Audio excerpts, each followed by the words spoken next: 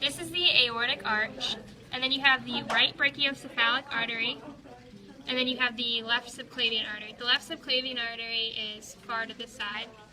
You have the left common carotid artery, the right common carotid artery, and then right after you pass the right common carotid artery, you come to the right subclavian artery.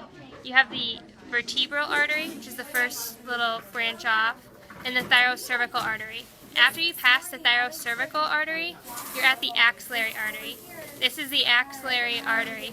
Then you have the subscapular artery and the brachial artery. The brachial artery then leads into the ulnar artery and radial artery, which are hard to see here, but it's the ulnar that goes to the elbow and the radial that goes down to the thumb.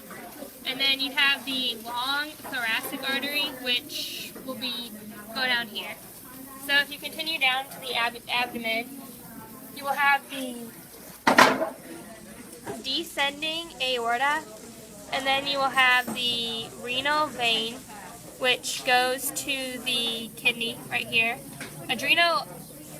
Renal artery, red is artery, so renal artery.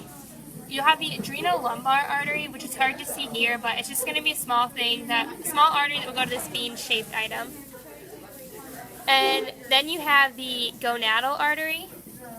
In the male, it'll run down to here, but if it's a female, then the gonadal artery will run over to the ovaries on the side, which are underneath the kidney. And then you have the iliolumbar arteries, which look like a T down here. Then you have the external iliac artery, internal iliac artery. The caudal artery is a vertical line that goes down. Now remember that this is still the external artery until you get to the deep femoral artery. This is the deep femoral artery, and then it is the femoral artery. Now this is the superior mesenteric artery. The superior mesenteric artery goes to the small intestine. The inferior mesenteric artery is hard to see on ours, but basically it'll go from the descending aorta and attach to the large intestine. Now to the veins.